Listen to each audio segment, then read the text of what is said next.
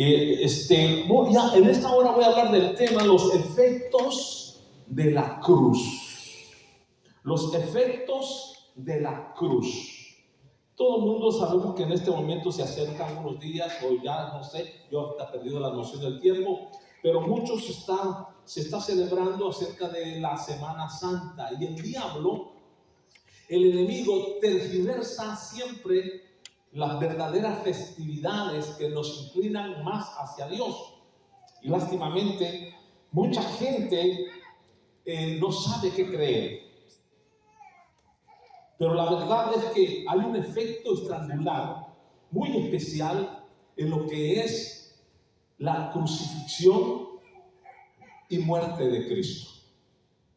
La muerte de Cristo y su cruz, su muerte en la cruz del Calvario ha tomado un efecto estrangular en la vida de cada persona. También quiero cantar un canto después alusivo al tema. Dice así Colosenses capítulo 2, versículo 8 al 17.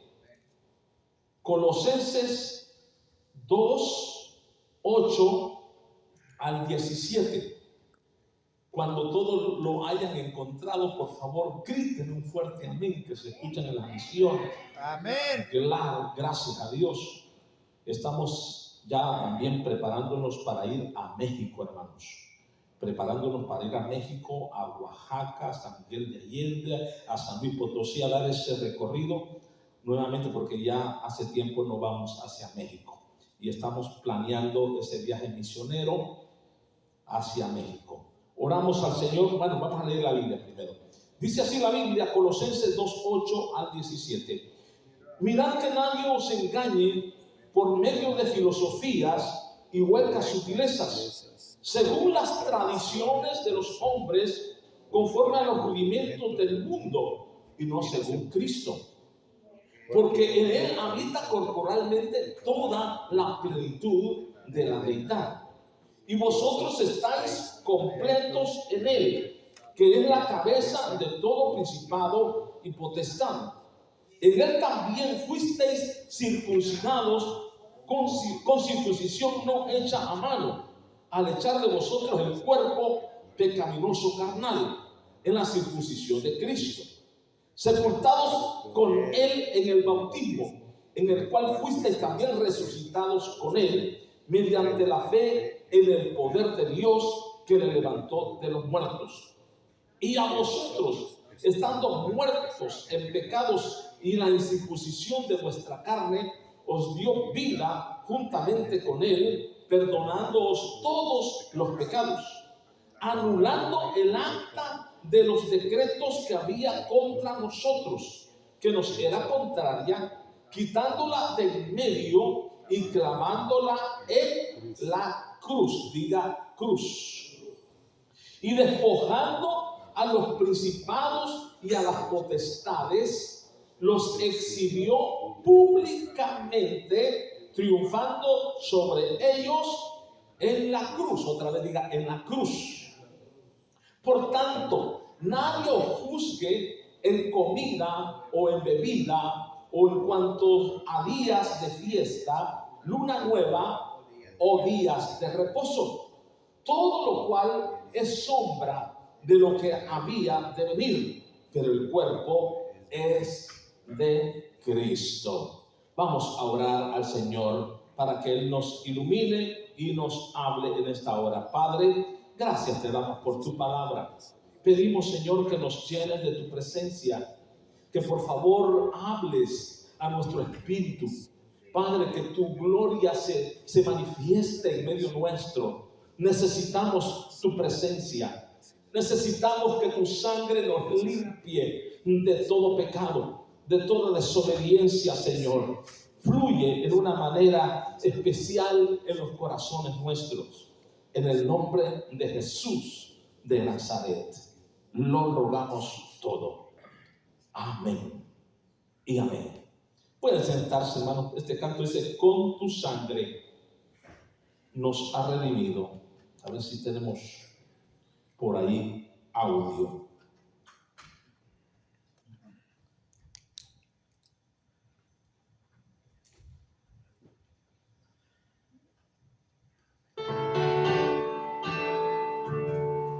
tendríamos desgloriado auxiliar a Él. Este canto es precioso, me gusta la letra. No estoy en óptimas condiciones, pero voy a intentar cantar. Con su sangre nos ha redimido para nuestro Dios.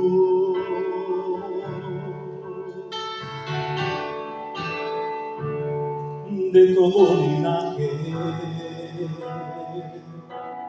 pueblo, lengua y nación,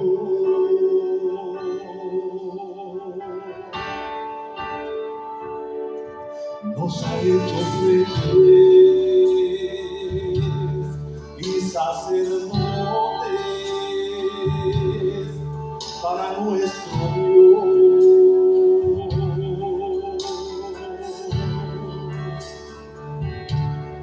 Y reinaremos sobre la tierra. Gloria al Cordero de Dios. Exaltar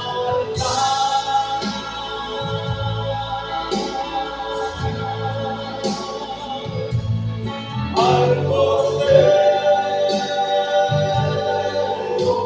de gloria.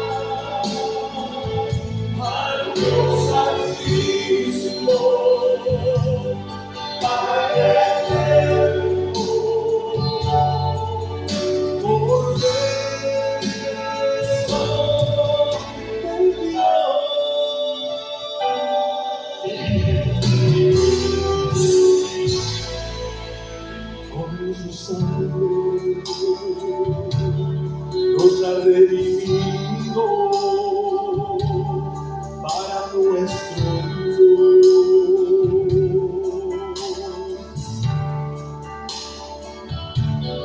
De todo linaje, pueblo, lengua y nación,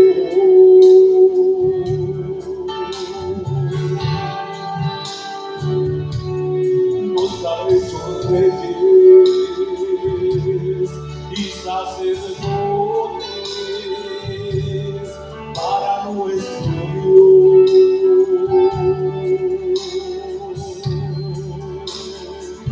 Y reinaremos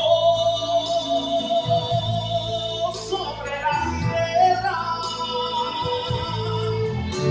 Gloria al Cordero de Dios.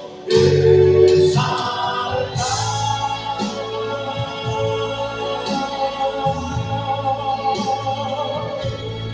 al Cordero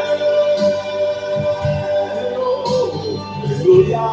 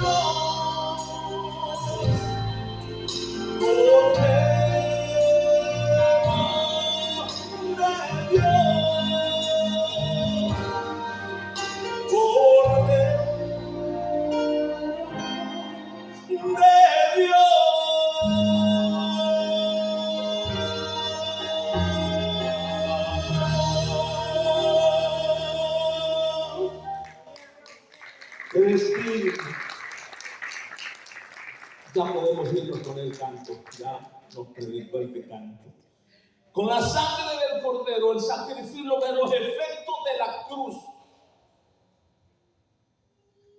Los efectos de la cruz es el tema que traigo en esta hora, los efectos de la cruz. El libro de Colosenses, Pablo se está enfrentando a una circunstancia donde los hermanos de Colosas, los colosenses, en otras palabras, estaban enfrentando una situación difícil en cuanto a la ley mosaica y a las tradiciones y a la circuncisión, ya que debido a que muchos judíos se habían convertido al cristianismo, ellos traían la ley de Moisés para establecerla a los nuevos convertidos. Ese era un problema casi generalizado, porque inclusive cuando la iglesia primitiva comenzó, los primeros cristianos que se convirtieron eran judíos. Muchos de ellos eran fariseos, otros eran saduceos, escribas. Por tanto, ellos tenían una creencia de que al venir también a Cristo tenían que guardar la ley de Moisés. Y que precisamente ellos tenían que ser salvos por medio de las obras. Y ese es el dilema que enfrentaba la iglesia también de Colosas. Muchos de ellos se habían convertido y querían traer la ley de Moisés para que a través de los ritos y todas las tradiciones del Antiguo Testamento también los cristianos fuesen salvos. Por eso en el capítulo 15 de Hechos hubo necesidad de hacer un concilio para aclarar estos asuntos en cuanto a la relación que tenía la ley de Moisés y Cristo en el nuevo pacto de la gracia. Y al final llegaron a conclusión. Dice, ha parecido bien al Espíritu Santo y a nosotros no imponeros ninguna carga, que a los gentiles que se conviertan, dice, al cristianismo no se les imponga más carga, solamente dice que se abstengan de los sacrificados a los ídolos, de sangre de ahogado, de sangre, o sea que nada más que no coman moronga, en otras palabras, la morcilla, que se abstengan de fornicación, o sea, de pecados sexuales, ¿sí? Y dice, y que a paz nos ha llamado el Señor, que no se inquiete a los gentiles que guarden la ley de Moisés. Bueno, aquí en el libro de Colosenses hallamos este dilema también. Muchos querían circuncidar a los nuevos creyentes. que era un rito que se practicaba en la ley de Moisés. Quiero aclarar algo muy importante, porque aquí nosotros hallamos que Jesucristo, especialmente los versículos que acabamos de leer, encontramos que en Cristo Jesús nosotros estamos completos. En Cristo Jesús nosotros no necesitamos guardar la ley mosaica para ser salvos. Nosotros no tenemos que, hermano, estar bajo tradición de guardar días de reposo, lunas nuevas y toda la tradición de las leyes rituales y ceremoniales que practicaban los israelitas, que hasta el día de hoy ellos lo practican. Recuerden, nosotros estamos bajo la gracia y no bajo la ley. Nosotros estamos bajo ese pacto. Y para entender esto, a través de la historia han pasado 3 pactos, 3 dispensaciones o 3 periodos de tiempo. El primero es el periodo de tiempo o dispensación patriarcal. El segundo es la dispensación o periodo de los sacerdotes o ley sacerdotal. Y tercero es el periodo o dispensación de la gracia, que es en la cual nosotros ahora estamos. Cada periodo se diferencia en diferentes tipos de leyes. Nosotros hallamos que en la ley de Moisés había 3 clases de leyes. Para que entendamos este punto, habían 3 clases de leyes. Primero estaban las leyes morales.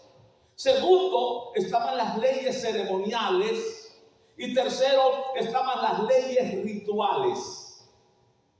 Ahora, Jesucristo, cuando viene un joven diciendo al Señor, ¿qué debo de hacer para ser salvo? El Señor le dice, guarda los mandamientos.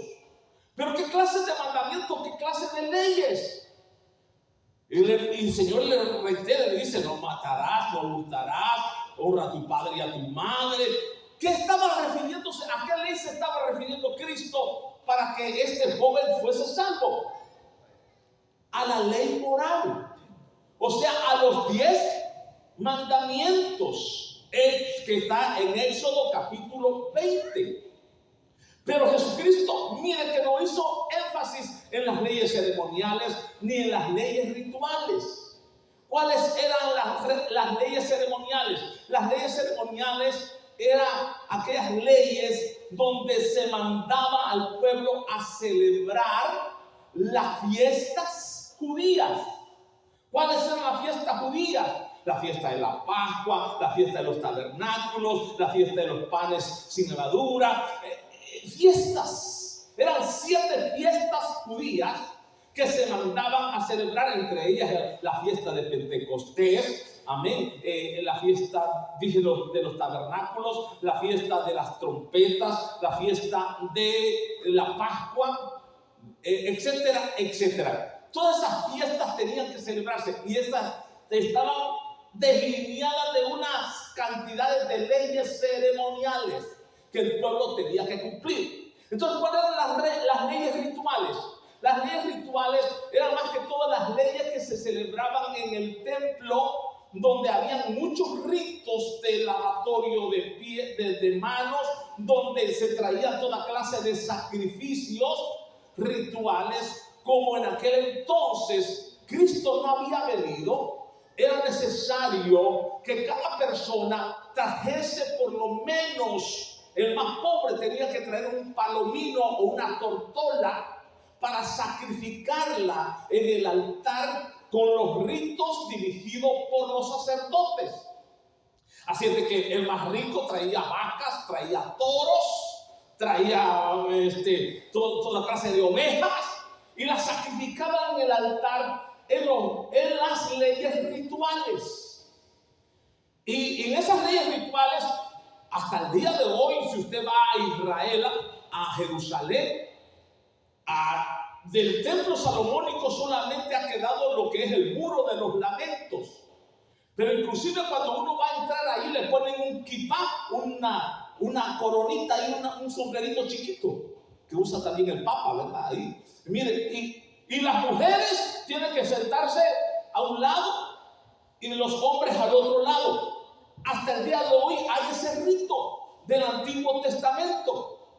Y tiene que precisamente ir con ese equipá, ese gorrito ahí cubierto, para que pueda entrar y adorar ahí parte de lo que era el templo salomónico, que ahora es el muro de los lamentos.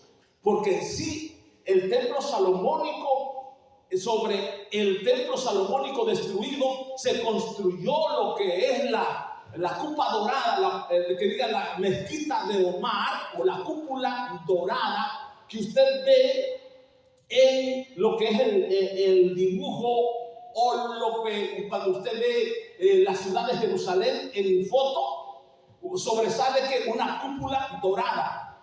Se le llama la mezquita de Omar, se le llama a ese santuario que ellos pusieron en las ruinas del templo salomónico.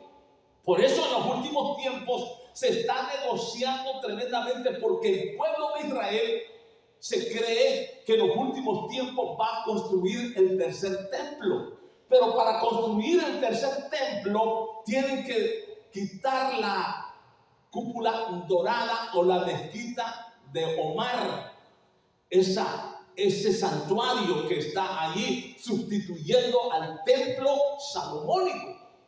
Y esto es una guerra, porque los musulmanes, hermanos, son bien celosos. Hasta el día de hoy no permiten que los judíos entren a ese lugar para tomar posesión.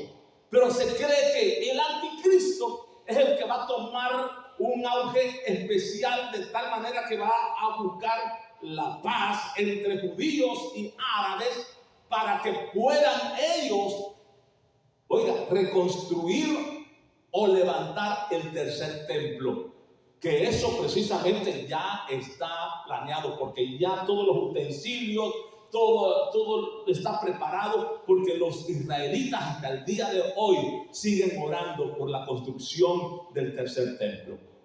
Ahora, ¿por qué quiero decir eso?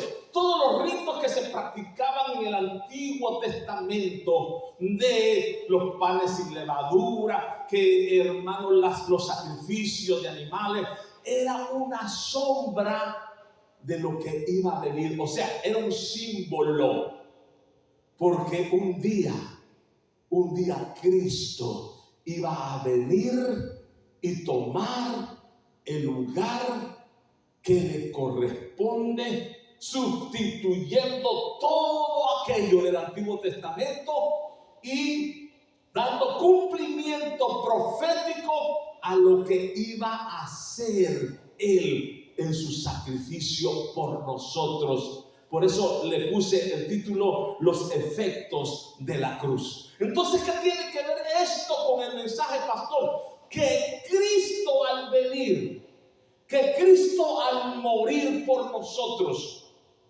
y derramar su sangre por ti y por mí, Él fue algo especial, de tal manera que toma un efecto estrangular en la vida de cada uno de nosotros. Veamos en primera instancia qué hace el Señor con su muerte. En primera instancia, Hebreos 7:19. Quiero que leamos Hebreos capítulo 7, versículo 19. Cristo, al morir en la cruz, quiero referirme también a la cruz en esta hora, a la cruz que se refiere Cristo, porque la cruz es un simbolismo de sufrimiento. La cruz es un simbolismo de maldición. La cruz fue un simbolismo de la muerte tan cruel, porque la Biblia dice en Gálatas que maldito el que muriese en la cruz. Después vamos a leer esto. Entonces, ¿qué hizo Cristo al venir, al morir en la cruz? Él nos perfeccionó. Cuando Cristo muere en la cruz, nos perfecciona. Hebreos 7:19, ¿qué dice? Alguien que me lo lea, por favor. Vamos a hacerlo en forma de estudio, si no lo tenemos totalmente ahí en pantalla. Alguien que me lo lea con voz fuerte. Pues nada perfeccionó la ley y de la instrucción de una mejor esperanza por la cual nos acercamos a Dios. Amén. En la ley nadie fue perfecto, hermano. Porque con un poquito que fallase se hacía culpable del resto de las leyes. Y créanme que no eran 10 mandamientos. Reunidos los mandamientos morales y los mandamientos ceremoniales o las leyes ceremoniales y las leyes rituales eran más de 3,000 leyes. Y con un poquito que tú fallases, te hacías culpable del resto. Así es de que si la ley hubiese perfeccionado al hombre, Cristo no hubiese venido. Si la ley hubiese tenido el poder para perfeccionar al ser humano, Cristo no hubiese derramado su sangre. Pero gracias a Dios que Cristo vino a tomar tu lugar y mi lugar. Aleluya. Y mire lo que sigue diciendo la palabra de Dios. Dice en Hebreos 10:14, lo relacionamos Hebreos 10:14, ¿qué dice? Porque por una ofrenda Él ha hecho perfectos para siempre a los santificados. A los que son santificados. Con una sola ofrenda, porque con una sola ofrenda hizo perfectos para siempre a los santificados. ¿Qué le parece? ¡Qué bendición! Los efectos de la cruz. Al morir Cristo por ti y por mí, todos aquellos que nos acercamos a la cruz, más bien a Jesús que murió en la cruz, no a la cruz en sí de lo físico, sino al simbolismo, lo que contiene el sacrificio de Cristo. Amén. Después vamos a hablar un poquito del origen de la cruz, pero ahora vamos a centrarnos en lo que significa la cruz, el efecto del sacrificio de Cristo, más bien en la cruz del Calvario. Él entonces nos perfecciona, porque ahí dice en Hebreos 10:14, porque por una ofrenda Él hizo perfecto a los santificados. Y no solamente por un rato. ¿Para cuánto? Por unos años, por 10 años, por 20 años, por 50 años. No, Dios te perfeccionó con una sola ofrenda para siempre. ¿Se dan cuenta? Por eso, 1 Pedro 2:9, que dice: mas vosotros sois linaje escogido, real, sacerdocio, nación santa, pueblo que adquirido por Dios. Mire lo que tú ahora eres en Cristo por el sacrificio que Cristo hizo. Tú eres un linaje escogido, eres un real sacerdocio, eres nación santa, eres pueblo adquirido por Dios. Tú eres especial para Dios. Tú eres de honor grato ante Dios. Dios, dice Apocalipsis 1, que Él nos hizo reyes y sacerdotes para gloria de su nombre. Todo para exaltar al Señor, no para que te creas tú, ¿verdad? No para que nos creamos nosotros más que otros, no. Es para la gloria de Él. Porque precisamente cuando nadie daba un penny por ti, cuando nadie daba un peso por ti, cuando nadie garantizaba que tú ibas a cambiar, Dios sí confiaba en sí mismo, más bien dicho. Amén, aleluya. Dios sí confiaba en sí mismo. Así es, amén. Amén. Y confiaba también en ti, porque Dios también confía en nosotros, porque nos visualiza transformados por su mano de poder, porque nos visualiza transformados por su dedo de amor.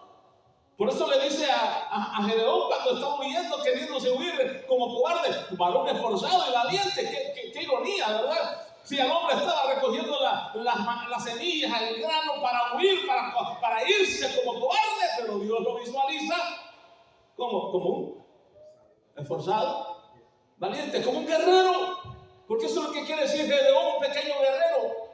Eso es lo que quiere decir el nombre Gedeón, pequeño guerrero. Y Dios te visualiza, aunque muchos te han tratado mal, aunque muchos no han querido en ti, aunque muchos te visualizan como un hombre derrotado, fracasado, o tú mismo has dicho yo no soy nada, no soy nadie, yo no puedo, y tú te estás como subestimando a ti mismo y no crees ni en ti mismo. Dios sí cree en Él mismo y cree en ti. Aleluya, gracias Señor. Y te visualiza como un guerrero, como un hombre fortalecido, como un real sacerdocio, como nación santa, pueblo adquirido por Él, de olor grato ante Él, transformado por sus dedos de poder, por su mano de poder, porque Dios conoce tu futuro.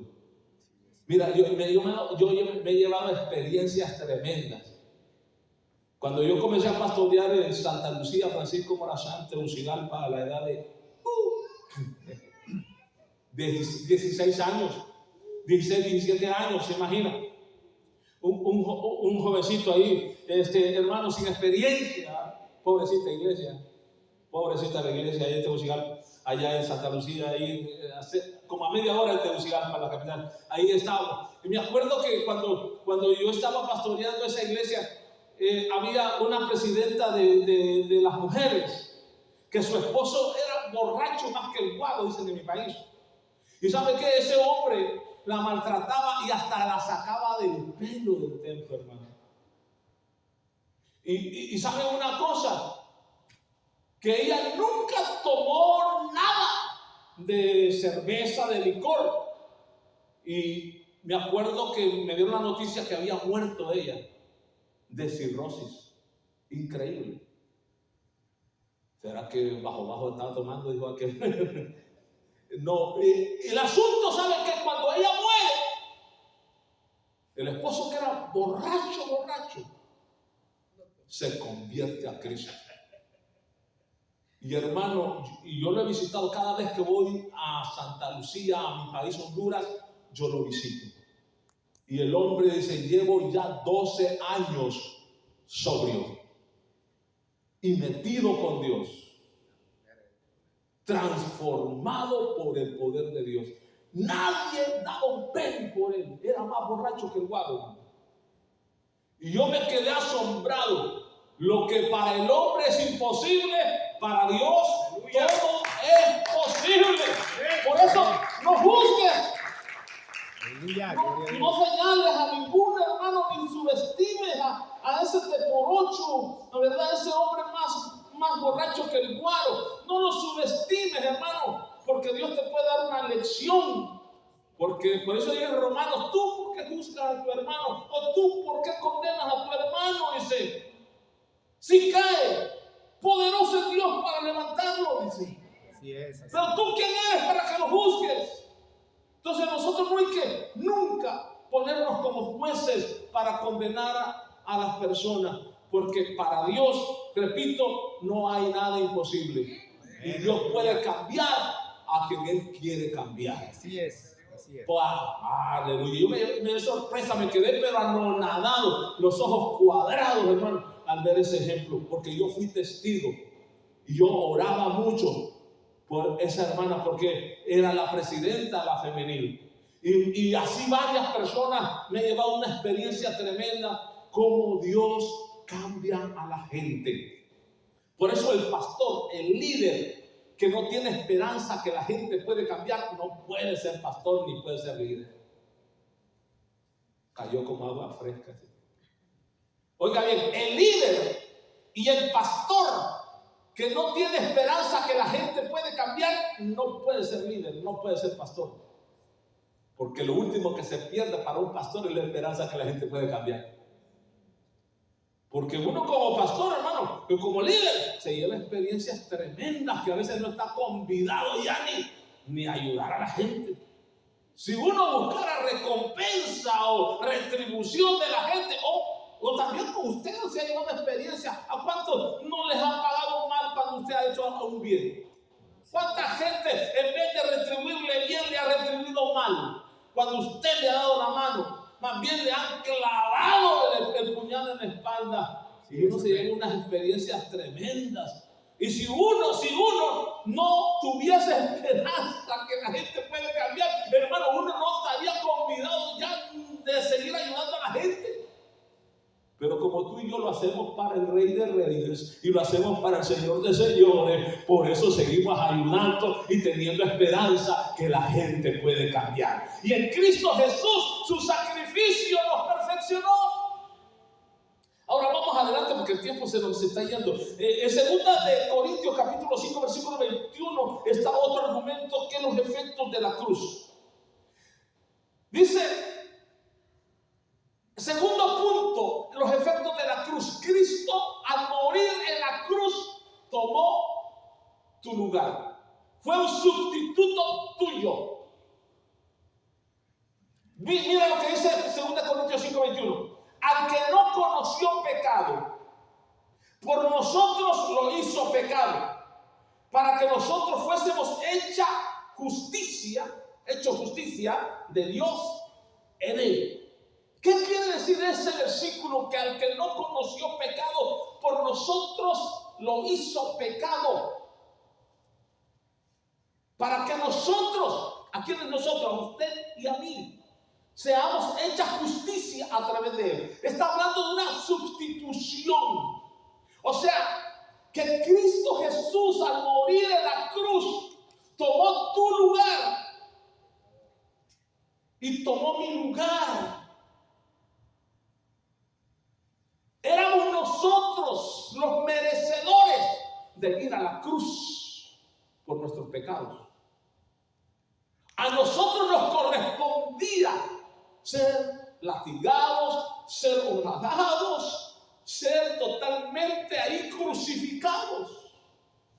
Pero ¿qué hizo Jesús? Tomó nuestro lugar. Es como quizás un delincuente que está ya sentenciado a la silla eléctrica, está sentenciado a la cámara de gas para ser raído, cortado, o sea, morir por su maldad. Pero de repente alguien aparece y le dice: suéltenlo, yo voy a tomar su lugar.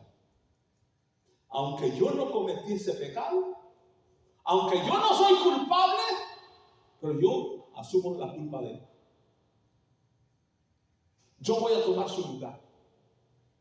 Y se deja sentenciar no siendo culpable. Porque Cristo, Él es perfecto. Él siempre fue perfecto. Pero Él tomó tu lugar. Y tomó mi lugar, siendo inocente. El Cordero de Dios que quita el pecado del mundo. Y Él se deja clavar para perfeccionarte a ti, para quitar la culpa de tu pecado que te enemistaba con el Padre. Él toma tu lugar y se deja clavar y te declara inocente, justo delante del Padre, con una sola ofrenda.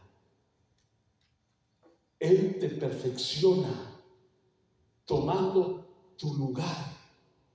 Repito, siendo nosotros culpables, injustos, Él nos santifica, Él nos perfecciona, Él nos declara inocentes ante el Padre, porque Él toma nuestro lugar, muriendo por nosotros en la cruz del Calvario. Por eso Romanos 5:1 que dice: justificados pues por la fe tenemos paz para con Dios. Por eso Pablo le dice a los hermanos de Colosas: miren, ustedes ya están perfeccionados, ustedes en Cristo están completos. Leamos nuevamente el verso 8 en adelante. Mirad que nadie os engañe por medio de filosofías y huecas sutilezas según las tradiciones de los hombres, conforme a los rudimentos del mundo y no según Cristo. Porque dice, porque en él habita corporalmente toda la plenitud de la deidad. Y vosotros, verso 10, Colosenses 2:10, y vosotros estáis completos en Él, que es la cabeza de todo principado y potestad. Y miren el verso 11, en Él también fuisteis circuncidados, con circuncisión o hecha a mano, al echar de vosotros el cuerpo pecaminoso carnal en la circuncisión de Cristo. Una circuncisión espiritual, porque la circuncisión en el Antiguo Testamento era señal de pacto. Y era una incisión o un corte precisamente en el prepucio del miembro viril del varón. Ese era un símbolo de pacto, de pureza. Ahora, en Cristo Jesús, Dios, por medio de su muerte en la cruz, Él nos perfecciona y nos circuncida espiritualmente, haciendo un pacto con nosotros, haciendo un convenio con nosotros, teniendo una relación con nosotros, acercándonos al Padre por medio del sacrificio en la cruz del Calvario. Y ahora en Él nosotros estamos completos. No nos hace falta nada. Nosotros no necesitamos guardar. Mira, por eso más adelante Pablo habla y dice: por eso ustedes ya no deben de estar en los rudimentos de la ley mosaica, guardando días de reposo, lunas nuevas, ¿qué dice? Y todas esas cosas, porque eso era sombra de lo que iba a venir. Pero y ahora en Cristo Jesús, yo soy su reposo, dice el Señor.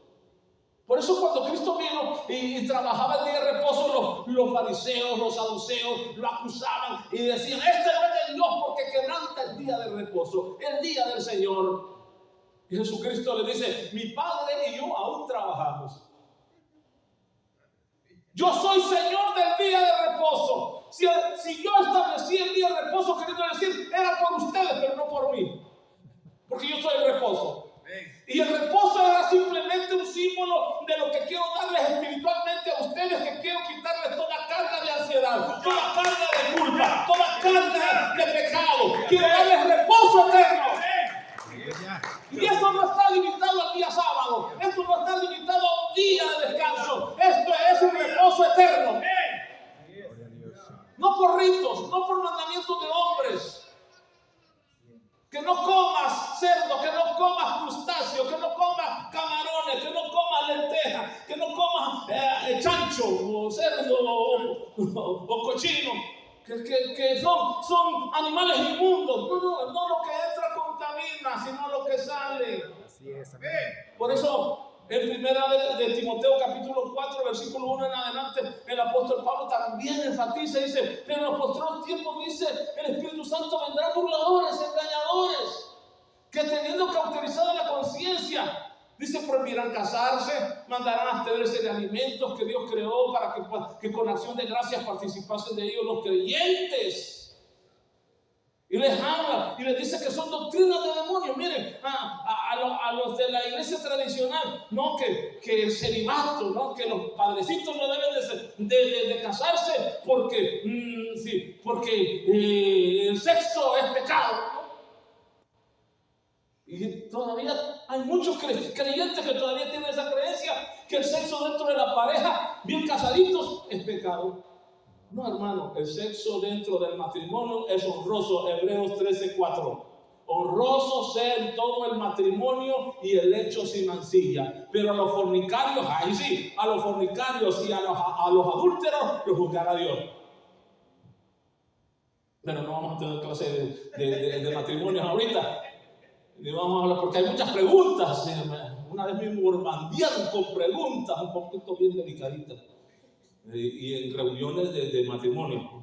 Esa la vamos a contestar en reuniones de matrimonio.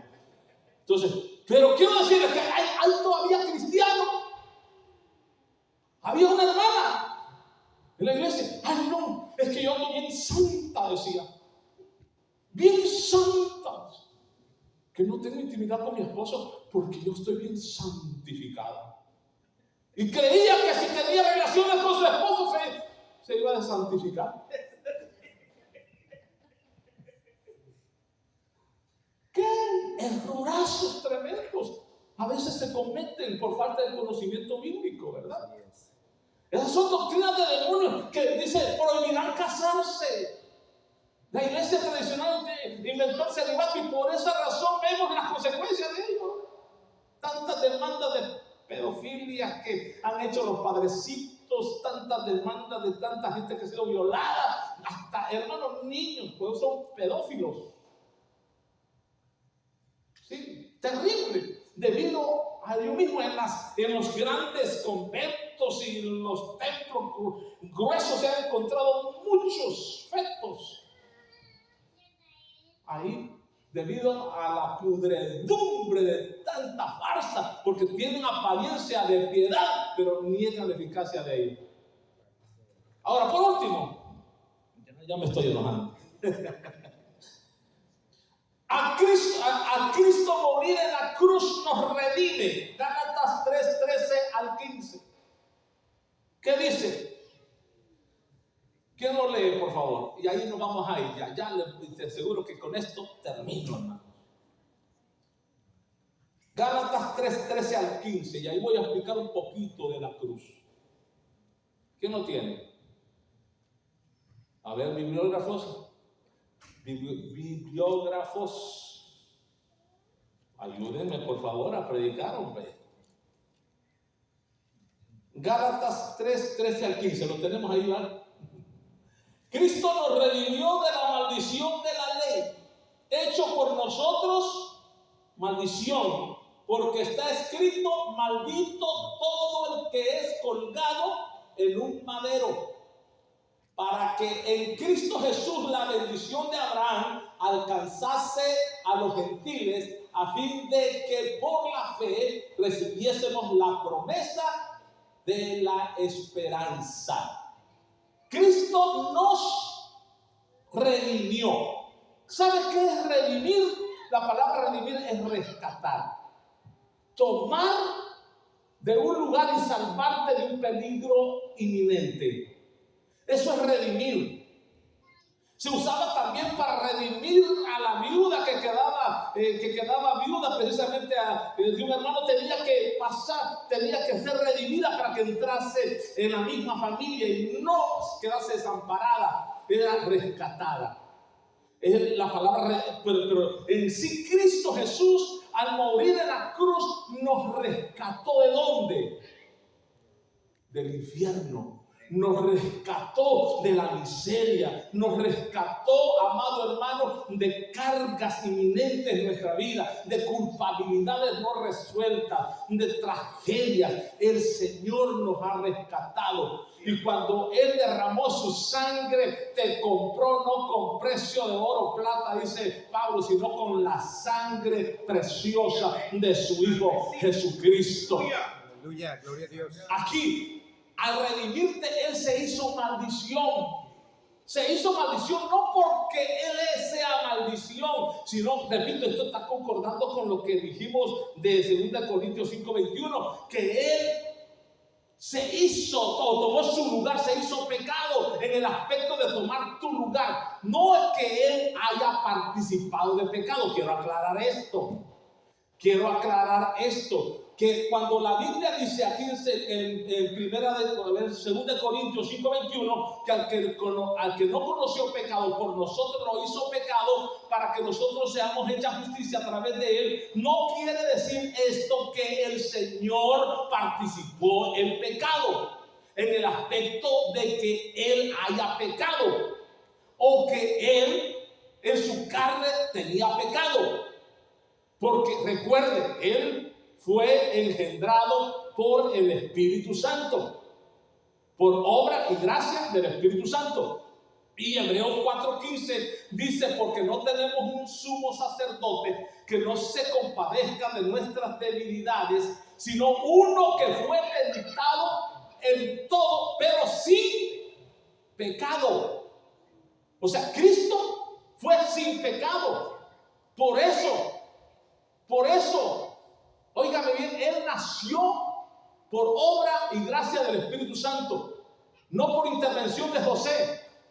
Porque hay un misterio ahí también, hermanos. Muchos no sabemos eso, pero sabe que lleva la semilla es el varón.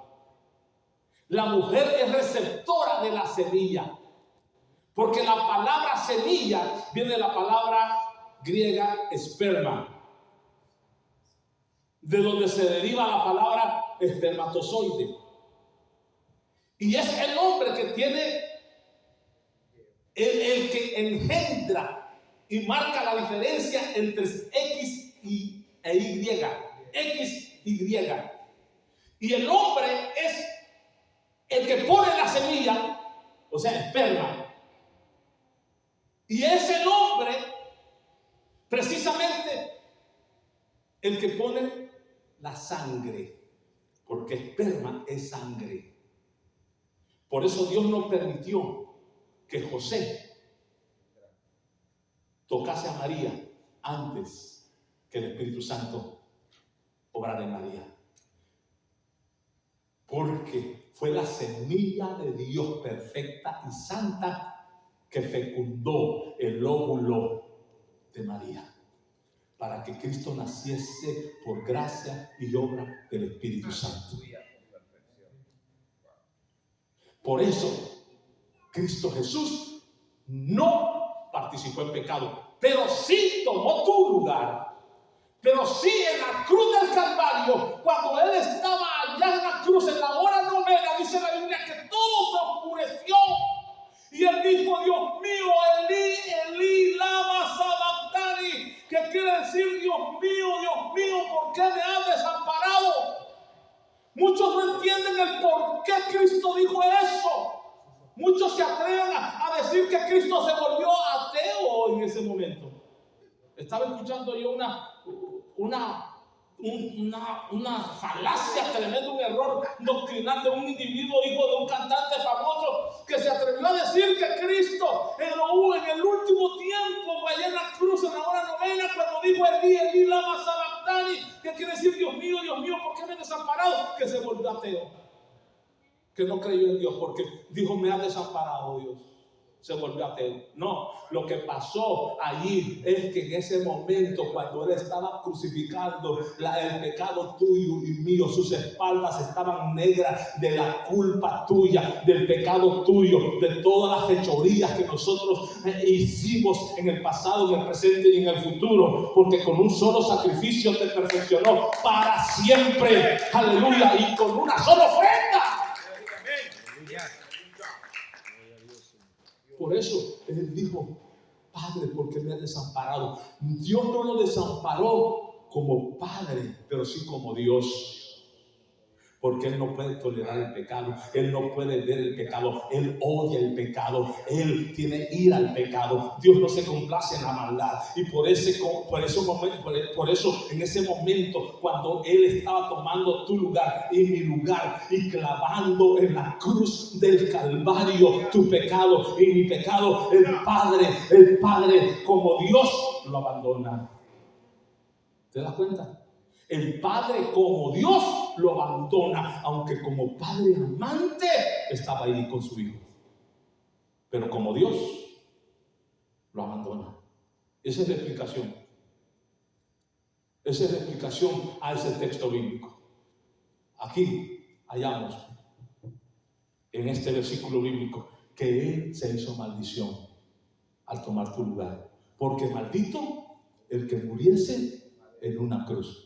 Porque la cruz, repito, ya para terminar, la cruz en sí, antes que Cristo viniese, de hecho, si murió en la cruz, era porque la cruz ya existía.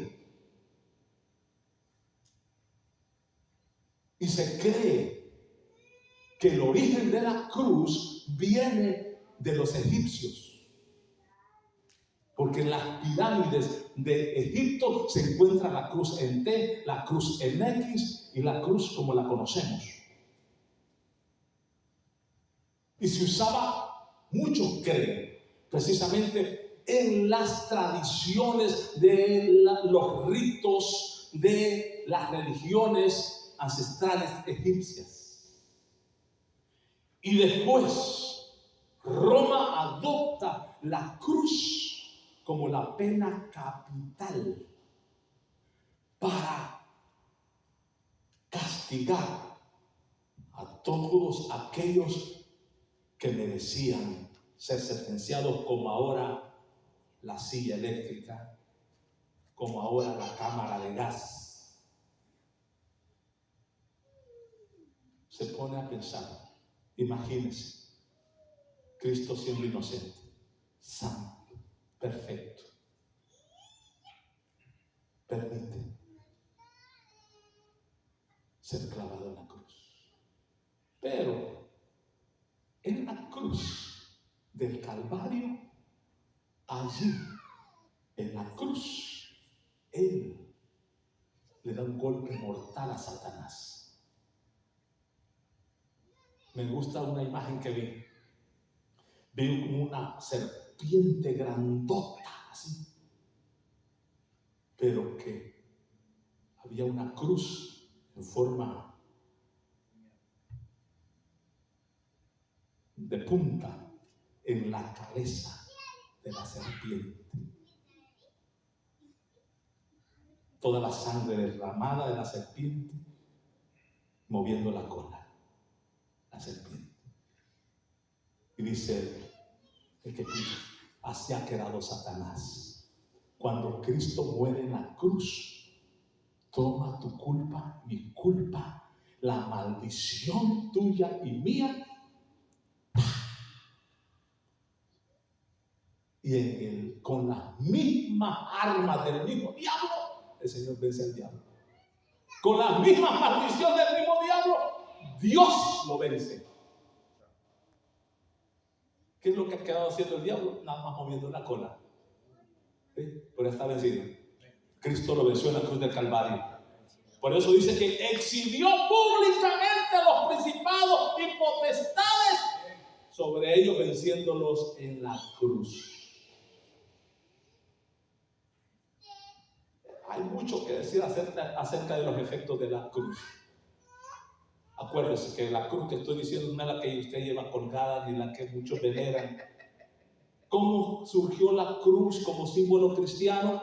Y termino ya con esto.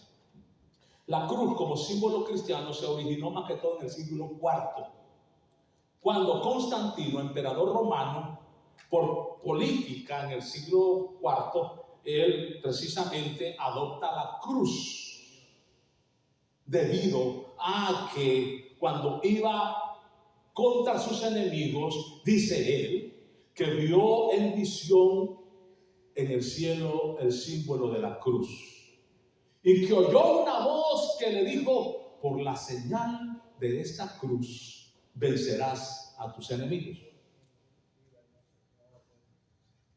Y debido a la conversión, supuestamente, a esa visión, Constantino, un emperador romano, él oficializa ya la religión cristiana, precisamente como el parte del Imperio Romano.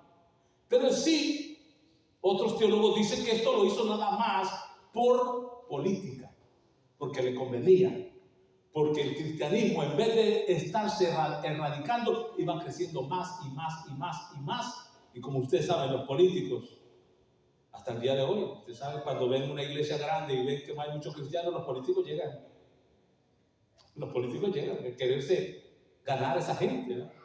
Hacer parecer que son cristianos, pero sí no son cristianos. Lo que buscan es el voto del pueblo para ganar. Y eso es lo que pasó con Constantino. Y ya después en los templos cristianitos que eran perseguidos en la catacumba, allá en los cerros, allá en el bosque, no, vénganse. Y en cada capilla, en cada lugar ya puso el símbolo de la cruz como cristiano. De ahí viene toda esa práctica de la cruz. Ahora, yo te pregunto, si la cruz era un símbolo de maldición en ese entonces, ¿qué tiene que ver que tú andes colgada en la cruz? Y más un crucifijo ahí, un Cristo ahí colgado en la cruz.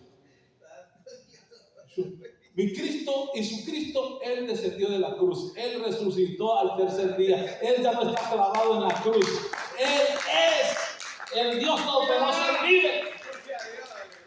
Y nosotros no tenemos por qué. Bueno, si usted anda en la cruz, ay, usted, ¿verdad? Pero yo le aconsejo, hermano, que no lo condeno si anda una cadenita con la cruz, O sea, lo condenaría más si lo anduviera con crucifijo ahí, que lo anduviera el Cristo ahí colgado. Pero nosotros ya nosotros no creemos en la cruz literal.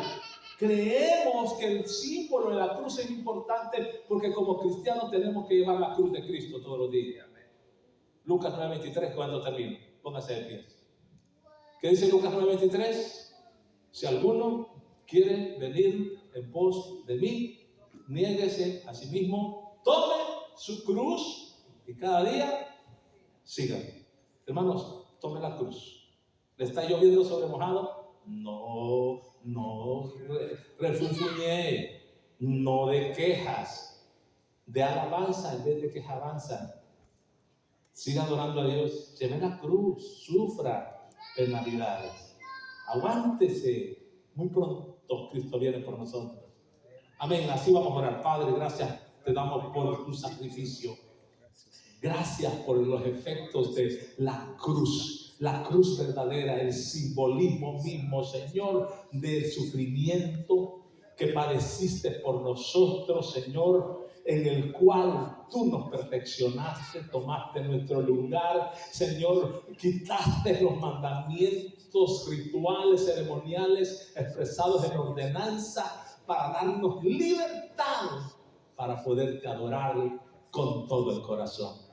Llévanos de gloria en gloria, de poder en poder y de victoria en victoria. Ayúdanos a vivir libremente en la gracia que tú nos has dado por medio de tu sacrificio en la cruz del Calvario. En el nombre poderoso de Jesús de Nazaret, lo rogamos todo. Amén. Y amén. Gloria a Dios. Comparta los videos, hermano, para que vaya creciendo el número de personas.